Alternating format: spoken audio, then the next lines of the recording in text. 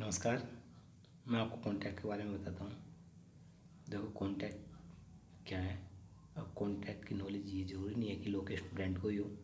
Law की judiciary की तैयारी करने वालों के लिए और सिविल सर्विस की तैयारी करने के लिए और जो बिजनेस करते हैं उनको कॉन्टैक्ट की जरूर नॉलेज होनी चाहिए। और इसी तरह जनरल पर्सन को भी कॉन्टैक्ट की नॉलेज होनी चाहिए। देखो कॉन्टैक्ट कैसे बनता है, किस तरह बनता है, हमें पता भी नहीं लगता। सुबह से शाम तक हम इतने कॉन्टैक्ट करते हैं, कुछ कॉन्टैक्ट को हम इग्नोर कर देते हैं कि कॉन्टैक्ट बन गया और वो पूरा भी हो जाता है, एनफोर्स भी हो जाता है। एग्जाम्पल के लिए हम किसी शॉपकीपर के पास जाते हैं और कहते हैं कि हमें ये सामान दे दीजिए, और वो कहता है कि ये सामान इतने का है, हम उसको पे कर देते हैं, तब ये कॉन्टैक्ट बन जाता है। सेकंड, हम देखते हैं ये इस तरह के एक्सप्रेस कॉन्टैक्ट कहलाते हैं, जिसमें हम सामने हो गए करते हैं, हमें पता है कि हम कॉन्टैक्ट कर रहे हैं। कुछ कॉन्टैक्ट ऐसे होते हैं इम्प्लाइड होते हैं, जिसमें हम आमने सामने बार्गेनिंग नहीं करते हैं। एग्जाम्पल के लिए अगर हम किसी बस में ट्रेवल कर रहे हैं तो वहाँ पे एक इम्प्लाइड कंसेंट होती है कि हम जो है आपका किराया पे करेंगे। तो इस तरह ये कॉन्टैक्ट बन जाते हैं। चलो हम देखते हैं कॉन्ट्रैक्ट एक्ट के अंदर कॉन्ट्रैक्ट किस तरह है और कॉन्ट्रैक्ट एक्ट क्या है। देखो इस कॉन्ट्रैक्ट एक्ट का जो पूरा नाम है वो है दी इंडियन कॉन्ट्रैक्ट एक्ट 1872। और इसकी एक्ट नंबर की बात करें तो ये एक्ट नंबर 9 है 1872 का। और हर एक एक्ट के बारे में, ये कोई भी लॉ बनाया जाता है उसके पहले एक प्रीम्बल दी जाती है। जैसे कि कॉन्स्टिट्यूशन के पहले एक प्रीम्बल दे रखी है कि हमने क्यों बनाया है। इस तरह इसके पहले भी एक प्रीम्बल दी हुई है। ये प्रीम्बल किस लिए दी है, देखो ये प्रीम्बल इसलिए दी गई है to define and amend certain part of the law relating to contract. Contract से संबंधित कुछ भी लॉ को डिफाइन करने के लिए और अमेंडमेंट करने के लिए यह कॉन्ट्रैक्ट एक्ट बनाया गया है। और अगर हम बात करें, आप जानते हो कि ये कॉन्ट्रैक्ट हमारा किस पे बेस है, आधारित है, हम इस चीज़ को भी देखते हैं। देखो आप जानते हो कि ये एक्ट जो है 1872 का है और 1947 से पहले हमारे यहाँ पे ब्रिटिश रूल ही लागू होते थे, उनके द्वारा ही लॉ बनाए जाते थे। तो जाहिर सी बात है जितने भी लॉ बनाते थे वे अपने यहाँ के ही लागू करते थे। तो हम देखते हैं इस चीज़ के लिए ये जो एक्ट है वह भी बेसिड है on the principles of English common law. English common law के प्रिंसिपल पे ही आधारित है ये वाला जो लॉ है हमारा कॉन्ट्रैक्ट एक्ट। और हम कॉन्ट्रैक्ट एक्ट के बारे में देखते हैं। देखो कॉन्ट्रैक्ट एक्ट कहाँ तक लागू होता है। जो 1872 का कॉन्ट्रैक्ट एक्ट है ये लागू है whole of India. Whole of India जो है लागू किया गया है 31 अक्टूबर 2019। उससे पहले ये जम्मू कश्मीर पर लागू नहीं होता था। लेकिन आर्टिकल 370 में तब से अमेंडमेंट किया, उसके बाद ये एक्ट भी जम्मू कश्मीर पर लागू होने लगा है। और देखते हैं ये एक्ट जो 1872 का कॉन्ट्रैक्ट एक्ट है कब से लागू हुआ। इसकी अगर लागू करने की डेट की बात करें तो ये 1 सितंबर 1872 से लागू कर दिया गया।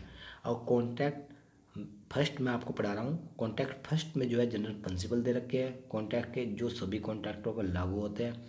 और इसमें टोटल सेक्शन की बात करें तो 75 और चैप्टर्स में 6 दिए हुए हैं। हम देखते हैं कॉन्ट्रैक्ट क्या है। ये बात हमारे मन में हमेशा ही रहती है कि कॉन्ट्रैक्ट क्या है। अब कॉन्ट्रैक्ट के ही बारे में हम बात कर रहे हैं। तो according to section 2H, an agreement which is enforceable by law is a contract. यानी कि एक एग्रीमेंट जो एनफोर्सेबल होना चाहिए। कैसा होना चाहिए, एनफोर्सेबल होना चाहिए, किसके द्वारा, लॉ के द्वारा, तब वह कॉन्ट्रैक्ट बनता है। यानी कि एक एग्रीमेंट कॉन्ट्रैक्ट बनने के लिए क्या होना चाहिए, सबसे पहले एक एग्रीमेंट होना चाहिए, वो एनफोर्स होना चाहिए। वो कैसा होना चाहिए, एनफोर्स बाय लॉ, तब वह कॉन्ट्रैक्ट बनता है। अगर हमने कोई एग्रीमेंट किया है वह एनफोर्स नहीं करा सकते हम कोर्ट द्वारा, तो वह कॉन्ट्रैक्ट नहीं कहलाता है। और कुछ कॉन्ट्रैक्ट देखते हैं कब कौन से कॉन्ट्रैक्ट हमारा, कौन से एग्रीमेंट कॉन्ट्रैक्ट बनते हैं, कौन से नहीं है।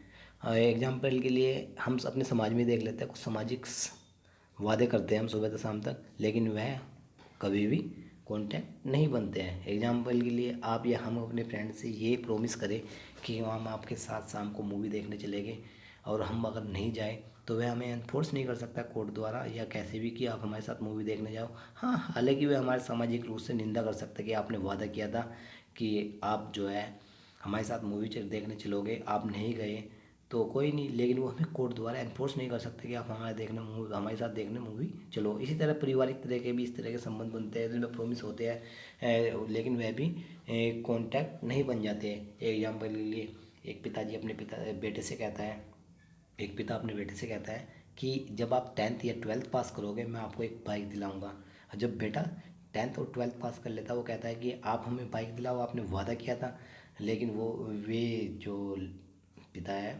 बाइक नहीं दिलाते हैं, तो वह कोर्ट नहीं जा सकता है लड़का, क्योंकि यह एक पारिवारिक प्रोमिस है, चलते रहते हैं इस तरह के। अगर ये जो है एनफोर्स नहीं हो सकते हैं। और कुछ कंडीशंस होते हैं कौन से एग्रीमेंट एनफोर्स होते हैं और कब एग्रीमेंट बनते हैं, इसके बारे में आपको बता रहा हूँ डिटेल में।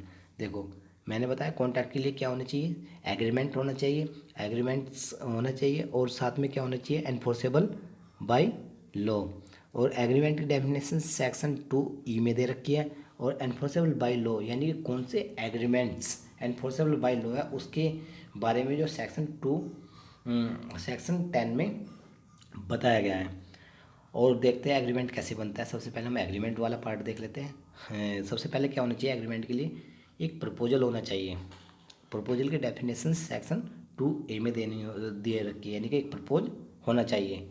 और फिर उसके बाद उस प्रपोजल का क्या होना चाहिए, उस प्रपोजल पर एक एक्सेप्टेंस होनी चाहिए, यानी कि जो प्रपोज किया गया उसको एक्सेप्ट होना चाहिए। एक्सेप्टेंस की डेफिनेशन सेक्शन 2B में दी हुई है। और जब एक्सेप्टेंस प्रपोजल दिया गया प्रपोज किया गया, उसको एक्सेप्ट हो गया, तो वह क्या बन जाता है, प्रोमिस। प्रोमिस की डेफिनेशन भी सेक्शन 2B में ही दी गई है। और जो प्रपोजल करता है उसको हम क्या बोलते हैं, प्रोमिसर। और जो एक्सेप्ट करता है उसको हम क्या बोलते हैं, प्रोमिसी। और प्रो प्रोमिसर और प्रोमिसी की डेफिनेशन सेक्शन 2C में दी हुई है। और उसके बाद जो है क्या होना चाहिए, देखो प्रपोजल प्लस क्या हुआ, प्रपोजल का एक्सेप्टेंस हो गई, एक्सेप्ट हुए बाद में क्या बन गया, प्रोमिस। अब प्रोमिस के साथ में क्या होना चाहिए, प्रोमिस के साथ में होना चाहिए कंसिडरेशंस। जब प्रोमिस के साथ कंसिडरेशंस मिल जाता है तब वह बन जाता है एग्रीमेंट। और देखते हैं सेकंड पोर्ट उस पर देखते हैं पार्ट पर कौन से एग्रीमेंट बन गया, आपको पता लग गया। एग्रीमेंट के बाद देखते हैं कौन से एग्रीमेंट्स एनफोर्सेबल बाय लॉ होने चाहिए। नंबर 1, फर्स्ट, पार्टीज कंपेटेंट होनी चाहिए एग्रीमेंट करने के लिए। कौन सी पार्टी एग्रीमेंट करने के लिए कंपेटेंट है, इसके बारे में सेक्शन 10, 11 और 12 देखे। 11 और 12, 11 कहता है कि कौन सी पार्टीज कॉन्ट्रैक्ट एग्रीमेंट करने के लिए कंपेटेंट है, और कौन सी पार्टी एग्रीमेंट के लिए साउंड माइंड है और अनसाउंड माइंड है, और वह कब साउंड माइंड पर्सन कांटेक्ट कर सकता है, कब unsound mind person contact agreement नहीं कर सकता है। तो सेकंड पॉइंट क्या होना चाहिए, जो कंपेटेंट्स पार्टीज है वो कैसी होनी चाहिए, फ्री कंसेंट होनी चाहिए। और फ्री कंसेंट की डेफिनेशन सेक्शन 12 में 14 में दे रखी है। और लॉफुल कंसिडरेशंस होना चाहिए एंड लॉफुल ऑब्जेक्ट होना चाहिए। जो एग्रीमेंट किया गया है वो किसके लिए होना चाहिए, लॉफुल कंसिडरेशंस और लॉफुल ऑब्जेक्ट के लिए होना चाहिए। Lawful considerations and lawful object की जो डेफिनेशंस दे रखी है वो सेक्शन 23 में दे रखी है। और जो एग्रीमेंट हमने किया है वो are not declare to be void, यानी कि जो एग्रीमेंट हम कर रहे हैं वो डिक्लेयर वॉइड नहीं होना चाहिए। वो अगर वॉइड कॉन्ट्रैक्ट द्वारा कर दिया गया है तो वह एग्रीमेंट कॉन्ट्रैक्ट में कन्वर्ट नहीं होएगा। और कौन से एग्रीमेंट वॉइड डिक्लेयर किए गए हैं कॉन्ट्रैक्ट एक्ट में, उनके बारे में बताया गया है सेक्शन 24 to 30, 36 एंड 56। और मैं आपको बता रहा हूँ, देखो कैसे बनता है एग्रीमेंट। सबसे पहले एग्रीमेंट देखते हैं। सबसे पहले क्या होना चाहिए, प्रपोजल, यानी कि प्रपोज होना चाहिए। फिर क्या होना चाहिए, एक्सेप्टेंस होना चाहिए। एक्सेप्टेंस होना चाहिए, जो प्रपोजल किया गया उसके ऊपर क्या होना चाहिए, एक्सेप्टेंस होनी चाहिए, यानी कि उसको एक्सेप्ट हो जाना चाहिए। जब प्रपोजल एक्सेप्ट हो जाता है तो वो क्या बन जाता है, प्रोमिस। और जो प्रपोजल करता है उसको क्या बोलते हैं, उसको बोलते हैं प्रोमिसर। क्या बोलते हैं, प्रोमिसर। और जो इस पर अपनी एक्सेप्टेंस देता है यानी कि इसको एक्सेप्ट करता है उसको क्या बोलते हैं, प्रोमिसी। यानी कि प्रपोजल किसने किया, ए पर्सन ने, और एक्सेप्ट किसने किया, बी ने। तो ये बी क्या कहलाया, क्लियर, ये प्रोमिसी कहलाया। जब प्रोमिस के साथ कंसिडरेशंस मिल जाता है तब बन जाता है एग्रीमेंट। और एग्रीमेंट्स के साथ क्या होना चाहिए, एग्रीमेंट एनफोर्सेबल बाय लॉ होना चाहिए। जब एग्रीमेंट एनफोर्सेबल बाय लॉ हो जाता है तो वह बन जाता है कॉन्टैक्ट। अब मैं आपको बता कि कॉन्टैक्ट कैसे बनता है। देखो आपने बताया था कि कॉन्टैक्ट बनने के लिए सबसे पहले मैंने बताया है कॉन्टैक्ट बनने से पहले सबसे पहले एग्रीमेंट होना चाहिए। एग्रीमेंट किस तरह बनता है? सबसे पहले प्रपोज होना चाहिए, प्रपोज के बाद उसको क्या होना चाहिए? एक्सेप्ट होना चाहिए। एक्सेप्ट के बाद क्या होता है? उसके साथ प्रोमिस बन जाता है। प्रोमिस के बाद उसमें कंसिडरेशन होना चाहिए, तब वह एग्रीमेंट बनता है। अब देखो, सबसे पहले हम चीज़ों को देखने के लिए इनकी कुछ डेफिनेशन देख लेते हैं जो सेक्शन 2 में दी गई है। और सबसे पहले हम देखते हैं प्रपोजल क्या है। प्रपोजल की जो डेफिनेशंस दे रखी है वो सेक्शन 2A में दे रखी है। और प्रपोजल क्या है ये देखते हैं। व्हेन वन पर्सन सिग्निफाइज करता है टू अनदर हिज विलिंगनेस, जब एक पर्सन सिग्निफाई करता है अदर्स को, यानी कि अदर्स पर्सन भी होना चाहिए या ग्रुप ऑफ पर्सन होना चाहिए। क्या होना चाहिए? विलिंगनेस करता है, अपनी इच्छा जाहिर करता है। क्या करता है? टू डू और to abstain from doing anything, यह तो कुछ करने के लिए या करने से दूर रहने के लिए। विद ए व्यू, क्यों कर रहा है? उससे अपनी इच्छा क्यों कर रहा है? विलिंगनेस क्यों कर रहा है? उसको सिग्निफाइज क्यों करता है? With a view to obtaining the assent of that, जिससे वो कर रहा है उससे उसकी एसेंट, उस पर अपनी उसकी एसेंट प्राप्त करने के लिए।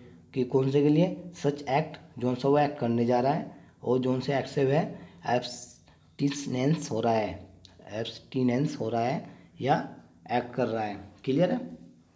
देखो अब क्लियर कहते हैं तब ये क्या लगता है? He said to make a proposal. जब ए पर्सन बी से कांटेक्ट करता है, कम्युनिकेशन करता है, क्या करता है? सिग्निफाइज करता है अपनी विलिंगनेस टू डू और एब्सटेंड फ्रॉम डूइंग एनीथिंग, यानी कि या तो कुछ करने के लिए या करने से दूर रहने के लिए। किस लिए करता है? अपनी विलिंगनेस किस लिए करता है? उससे उस पर अपनी उसकी असेंट, किसकी असेंट ले रहा है वह? बी की असेंट लेने के लिए उसको अपनी विलिंगनेस सिग्निफाइज कर रहा है, यानी कि अपनी इच्छा जाहिर कर रहा है, भी मैं कुछ करूँगा, करने से या दूर रहूँगा, आप मुझे इस पर अपनी सहमति दो। तो इस एक्ट, जोन से इस एक्ट के लिए, कौन से एक्ट के लिए सहमति दो?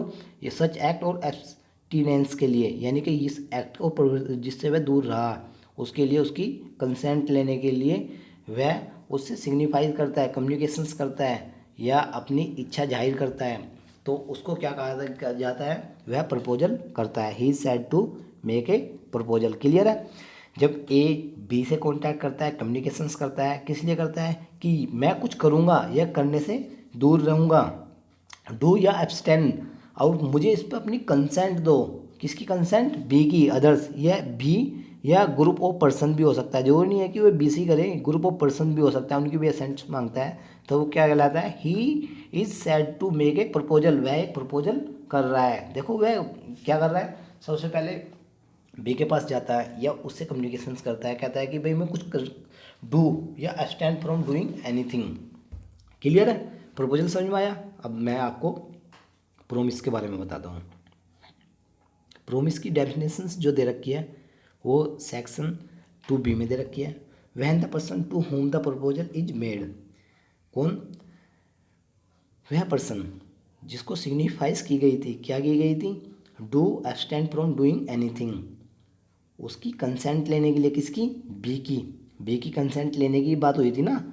तो when the person to whom the proposal is made, किससे प्रपोजल किससे किया गया था? देखो आप देख रहे हो ना ऊपर की तरफ, देखो ए ने बी से प्रपोजल किया था ना, और जब बी उस पर क्या करता है? मेड सिग्निफाई हिज असेंट, अपनी क्या दे देता है? अपनी असेंट देता है। देखो ये किसको दे रहा है? दे रहा है ना ए को, अपनी असेंट दे रहा है किसके ऊपर? डू और डूइंग समथिंग। तो तब क्या हो जाता है जो प्रपोजल है वो एक्सेप्टेड कहलाता है, जब उस पर अपनी असेंट देता है, हाँ भाई ठीक है कर लो, कोई नहीं मैं रेडी हूँ उस चीज़ के लिए जो आपकी वो है, तो वो क्या बन गया? वह एक्सेप्टेड हो गया। ए proposal when accepted become promise, जो इसने प्रपोजल किया था, प्रपोजल किसने किया था? ए ने। इसका किसका हमेशा प्रपोजल किसका एक्सेप्टेड हुआ है? ए का। और ये क्या बन गया? प्रोमिस। क्या बना? प्रोमिस किसका बनता है? प्रोमिस बनता है प्रपोजल का, जो प्रपोजल किया गया था उसका ही प्रोमिस बनता है। क्लियर है? ना कि इसकी एसेंट का। एसेंट तो इसने दी है इस पे, लेकिन प्रपोजल क्या बन गया? प्रोमिस। जो प्रपोजल किया गया था वो क्या बन गया? प्रोमिस बन गया। क्लियर है? अब देखते हैं मैं आपको बताता हूँ। मैंने आपको बताया था प्रपोजल प्लस एक्सेप्टेंस, देखो प्रपोज किया गया, एक्सेप्टेंस हो गया इक्वल प्रोमिस, यानी कि जो प्रपोज किया गया था उसको एक्सेप्ट किया गया, जो एक्सेप्ट हो गया क्या बन गया प्रोमिस। जो प्रपोजल करता है उसको हम क्या बोलते हैं प्रोमिसर। प्रोमिसर कौन था यहाँ पे ए, मैंने आपको बताया था प्रोमिसर कौन है जो प्रपोजल करता है। और जो एक्सेप्टेंस देता है अपनी उसको एक्सेप्ट करता है, उस पर एक्सेप्टेंस करता है, वो क्या कहलाता है प्रोमिसी। और प्रोमिसर और प्रोमिसी की डेफिनेशन सेक्शन 2C में दी गई है। क्लियर है। जो प्रपोजल करता है वो प्रोमिसर कहलाता है, जो उस प्रपोजल पर अपनी एक्सेप्टेंस देता है वो प्रोमिसी कहलाता है। क्लियर है। और हम देखते हैं, अब देखो हमारे यहाँ पे क्या बन गया प्रोमिस। अब प्रोमिस के बाद प्रोमिस प्लस कंसिडरेशंस बन के तब हमारा एग्रीमेंट बनेगा। अब देखते हैं एग्रीमेंट कैसे बनता है। अब हमारा एग्रीमेंट बनने के लिए कंसिडरेशंस होता है। अब कंसिडरेशंस क्या होते हैं, ये डेफिनेशन दे रखी है सेक्शन 2D में। 2D में कंसिडरेशंस को डिफाइन किया गया है। अब देखते हैं कंसिडरेशंस हमारा किस तरह बनते हैं। When at the desire of the promisor. Promisor कौन था यहाँ पे, देखो मैंने बताया था ना ऊपर प्रोमिसर कौन था, प्रोमिसर हमारा ए है। किसकी डिजायर पर बात चल रही है, प्रोमिसर की डिजायर पर, प्रोमिसर की इच्छा पर। प्रोमिसी कौन था बी। और एनी अदर पर्सन, मैंने बताया था group of persons has done. Clear है। हैज डन एब्सटेनिड फ्रॉम डूइंग, या तो उन्होंने डन या एब्सटेनिड यानी कुछ किया है या वे पहले या तो पहले ही कर चुके हैं या करने से पहले से ही दूर रहे इस चीज़ के लिए। यानी कि कैसी बात चल रही है पास्ट, किसकी डिजायर पर ए की डिजायर पर। कौन बी प्रोमिसी जो है या तो कुछ कर चुके हैं, करने से पहले से ही दूर रहे, या डज अब्सटेंस फ्रॉम डूइंग, या करते हैं या करने से अब्सटेंस रहे यानी कि रहते हैं, यानी कि करते हैं, प्रेजेंट की बात चल रही है। डज अब्सटेंस फ्रॉम डूइंग क्या कहलाता है प्रेजेंट वाला कंसिडरेशन, इस तरह प्रेजेंट की बात चल रही है, डज अब्सटेंड फ्रॉम डूइंग। और नेक्स्ट बात करते हैं प्रोमिस करता है, कैसी बात करता है इन फ्यूचर प्रोमिस कर रहा है टू डू और टू अब्सटेंड फ्रॉम डूइंग, यानी कि वो इस चीज़ के लिए प्रोमिस कर रहा है कि इन फ्यूचर मैं करूँगा या करने से दूर रहूँगा इस काम को।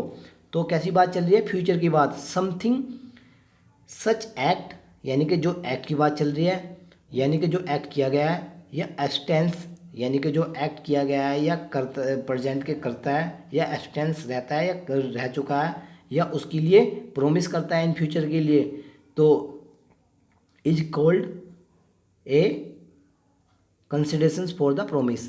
यह कंसिडरेशंस है किसके लिए प्रोमिस के लिए, जो प्रोमिस है उसके लिए क्या होना चाहिए कंसिडरेशंस होना चाहिए। देखो मैंने आपको बताया क्या होना चाहिए एक कंसिडरेशंस होना चाहिए। किसके लिए बात चल रही है कंसिडरेशंस की, ये प्रोमिस की बात चल रही है हमारी। प्रोमिस के लिए कंसिडरेशंस होना जरूरी है। हमारे यहाँ पर कंसिडरेशन किस तरह का भी हो सकता है, प्रेजेंट भी हो सकता है, पास्ट भी हो सकता है, फ्यूचर भी हो सकता है। देखो मैंने 3 लाइन बता रखी है आपको यहाँ पे 1 2 3। पहले में डन, सेकंड में डज, थर्ड में क्या करता है प्रोमिस करता है इन फ्यूचर को किसकी डिजायर पर प्रोमिसर की डिजायर पर, यानी कि जो कुछ कर रहा है या कर चुका है या करेगा इन फ्यूचर वो किसकी डिजायर पर कर रहा है सब प्रोमिसर की। तो इस एक्ट के लिए और जो एब्सटेंस हुआ है या प्रोमिस हुआ है इज कॉल्ड ए, जैसा भी एक्ट हुआ या एब्सटेंस रहा या प्रोमिस रहा इस चीज़ के लिए इन फ्यूचर के लिए, is called a consideration for the promise, यानी कि इस प्रोमिस के लिए या कंसिडरेशन बहुत है। यानी कि हमारे यहाँ पर कंसिडरेशन कैसा हो सकता है पास्ट भी हो सकता है, फ्यूचर भी हो सकता है और प्रेजेंट भी है। क्लियर है। और किसकी डिजायर पे होना चाहिए, ये प्रोमिसर की डिजायर पे होना चाहिए। ये किसको देना चाहिए कंसिडरेशंस, या तो प्रोमिसर को देना चाहिए या एनी अदर्स पर्सनस को।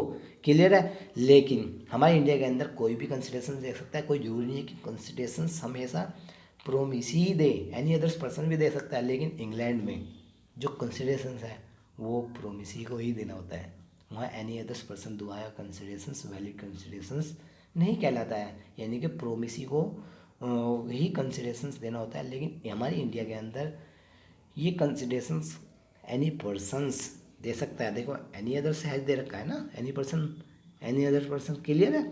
और अब हमारे कंसिडरेशन समझ में आ गया। जब प्रोमिस के लिए कोई कंसिडरेशंस दिया गया है तो वह क्या बन गया एग्रीमेंट। क्लियर है। समझ में आया? मैं फिर दोबारा डिफाइन करता हूँ आपको। देखो सबसे पहले क्या होता है, प्रपोजल होता है, यानी कि प्रपोजल यानी कि इस चीज़ के लिए प्रपोज किया गया है। फिर सेकंड पॉइंट पे हमारा क्या होता है, एक्सेप्ट, जो प्रपोजल किया गया है, कौन सा, जो प्रपोजल किया गया है वो एक्सेप्ट हो गया किसके द्वारा, प्रोमिसी द्वारा, तो वह क्या बन गया, प्रोमिस। अब प्रोमिस के साथ कंसिडरेशन बन के क्या बन गया, एग्रीमेंट। और एग्रीमेंट कैसा होना चाहिए, एनफोर्सेबल बाई लॉ, तब बनता है कॉन्ट्रैक्ट। मैं आपको बताऊंगा नेक्स्ट लेक्चर में, आपको बताऊंगा कि कौन सी एग्रीमेंट है जो एनफोर्सेबल बाई लॉ है। क्लियर है? Thanks for watching my video.